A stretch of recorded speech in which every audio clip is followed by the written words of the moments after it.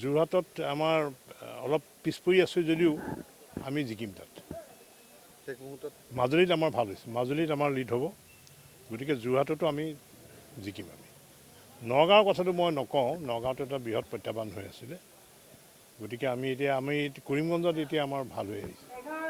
মাত্ৰ 1000 ভোটত লিড লৈ আছে আৰু হ'ব যেতিয়া আমাৰ যিখিনি ভোট, এতিয়া আগতে যিখিনি তেওঁলোকৰ ভোটখিনি খুলিলে, এতিয়া আমাৰ যিখিনি য'ত আমি ভোট পাম সেই জেগাবিলাকত আমাৰ ভোট টেবুলত যেতিয়া আহিব নিশ্চয় আমি কৰিমগঞ্জতো ভাল। কিন্তু যিটো আপোনালোকৰ শ্লোগান আছিলে ইছবাৰ 400 পাৰ, সেইটো হোৱা দেখা নাই। 400 পাৰটো আপুনি চাওক, এতিয়ালৈকে সম্পূৰ্ণ হৈ উঠা নাই। 400 আমাৰ যিটো শ্লোগান আছিলে, এতিয়া টিভিৰ যিবিলাক আপোনাৰ এক্সিট পল 350 360 সেইখিনিও মিলা নাই, কিন্তু মিলিব, সময় আছে, মিলিব।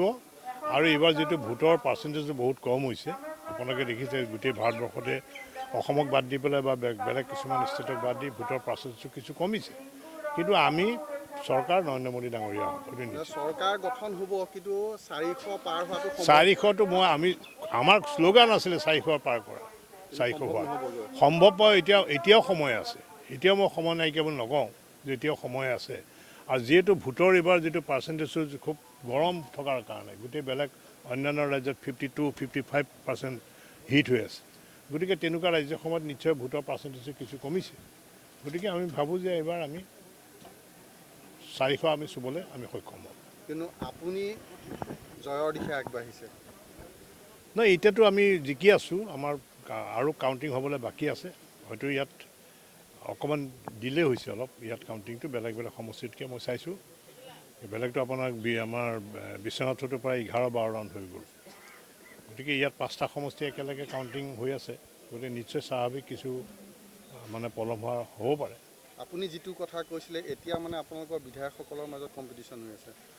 বিধায়কসকলে ভাল কাম কৰিছে, বিধায়কৰ মাজত কম্পিটিশ্যন চাওক, সকলো আমাৰ ইয়াত এইটো সমষ্টিত কংগ্ৰেছৰ লগত কম্পিটিশ্যন নাই, তাৰমানে এতিয়া বিধায়কৰ মাজত কম্পিটিশ্যন হৈ আছে।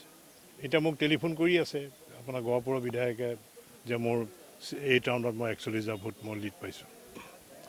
এতিয়া তেজপুৰৰ বিধায়কে মোক টেলিফোন কৰিছে, বিহপুৰীয়া বিধায়কে কৰিছে। গতিকে বিধায়কৰ মাজত আমাৰ এটা খুব ভাল পাৰ্টীৰ কাৰ্যকৰ্তাসকল ঢেকিয়াজুলিত লিড দিছে, বৰচলাত লিড দিছে, ৰাঙাপাৰা, তেজপুৰ আটাইকেইটা সমষ্টিত লিড দিছে। আৰু বিশেষকৈ মই ভাৰতীয় জনতা পাৰ্টীৰ আমাৰ যিসকল বুথৰ কাৰ্যকৰ্তা আৰু সহযোগী আমাৰ মিত্ৰ দলৰ যিসকল কাৰ্যকৰ্তা আছে, বিধায়কসকলক, মাননীয় প্ৰধানমন্ত্ৰী ডাঙৰীয়াক, মাননীয় মুখ্যমন্ত্ৰী ডাঙৰীয়াক আৰু আমাৰ অসমৰ ৰাজ্যিক সভাপতি ভৱেশ কলিতা ডাঙৰীয়া, ৰাষ্ট্ৰীয় সভাপতি JP নাড্ডা ডাঙৰীয়াক মই আন্তৰিকভাৱে তেখেতসকলক কৃতজ্ঞতা ধন্যবাদ জ্ঞাপন কৰিছোঁ।